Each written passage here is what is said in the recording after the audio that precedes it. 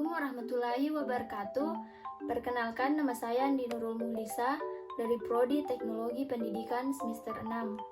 Baik, di sini saya akan membahas mengenai stereoskopis view. Nah, yang pertama, pengertian stereoskopis. Stereoskopis atau disebut juga sebagai persepsi kedalaman adalah tingkat tertinggi penglihatan binokuler yang sangat membantu aktivitas manusia untuk penglihatan tiga dimensi yang dihasilkan dari proses neural akibat stimulasi elemen-elemen retina yang berbeda secara horizontal di area fungsional PAN, di mana dengan kemampuan stereoskopis ini seseorang dapat memahami, memiliki, dan mengetahui dengan jelas suatu benda yang dilihat di hadapannya. Seseorang dengan penglihatan kedua mata yang baik akan memiliki penglihatan stereoskopik yang baik pula. Fungsinya adalah mengatur agar mata kiri hanya melihat pasangan foto sebelah kiri dan mata kanan hanya melihat pasangan foto sebelah kanan. Adapun jenis-jenis stereoskopis yaitu yang pertama, salah satu jenis stereoskop yang paling sederhana adalah stereoskop saku. Ukuran foto yang dapat dilihat bentuk tiga dimensinya terbatas sekitar 6 cm dikali 10 cm. Stereoskopis saku mempunyai lensa positif. Lensa-lensanya biasanya mempunyai perbesaran 2,5 kali. Stereoskop ini memiliki kelemahan yang sama seperti pemakaian mata telanjang, yaitu jarak antara titik berpasangan tak boleh melebihi panjang basis mata atau basis mata rata-rata 64 mm. Nah, yang kedua, selain stereoskop satu, terdapat pula jenis stereoskop lainnya.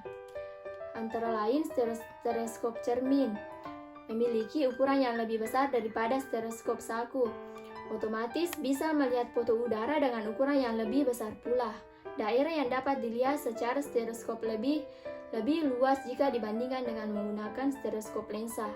Namun, karena bentuknya agak besar, maka agak lebih sukar dibawa ke lapangan.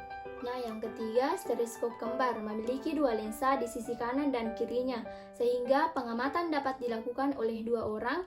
Bagian-bagian dari stereoskop ini adalah dua set lensa pada bagian kanan dan kirinya.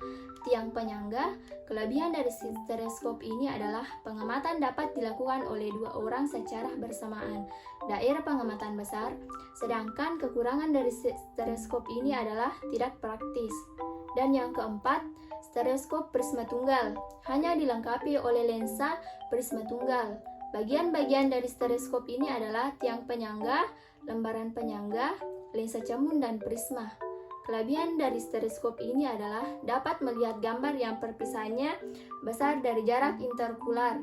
Sedangkan kekurangannya adalah perbesarannya kurang. Nah, yang kelima, stereoskop mikroskopik mempunyai perbesaran yang sangat besar dan hampir sama dengan mikroskop. Stereoskop ini dibagi menjadi dua, yaitu yang pertama stereoskop zoom. Lensanya dapat diganti untuk perbesaran yang berbeda-beda. Bagian-bagian stereoskop ini sepasang cermin atau prisma, sepasang lensa cermin pada tiap kaki. Kelebihan stereoskop ini adalah perbesarannya sangat besar. Pasangan foto stereonya dapat diputar sejauh 360 derajat dan bila terkena cahaya akan lebih memperjelas gambar. Sedangkan kekurangannya adalah bila tidak terkena cahaya gambar yang dihasilkan akan tidak kelihatan. Nah, yang kedua, interferoskop, yaitu stereoskop modern yang sudah menggunakan komputer. Kelebihannya adalah hasil lebih akurat karena terkomputerisasi, dan kekurangannya adalah ukuran yang besar dan membutuhkan listrik di saat pemakaiannya. Nah, selanjutnya untuk keperluan studi ini diperlukan salah satu dari kedua macam lensa stereoskop. Yang pertama, stereoskop lensa terdiri atas dua buah lensa yang dipasang sedemikian rupa sehingga terpisahkan dengan jarak yang sesuai dengan jarak kedua mata. Jarak antara kedua lensa ini dapat diubah-ubah sesuai dengan kebutuhan. Dan yang kedua, stereoskop cermin. Jenis ini terdiri atas 4 buah cermin yang dipasang dengan membentuk sudut 45 derajat dengan bidang datar.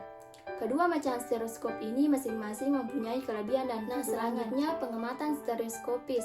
Pengamatan stereoskopis adalah suatu kegiatan interpretasi citra atau foto udara dengan menggunakan alat bantu yang bernama stereoskop.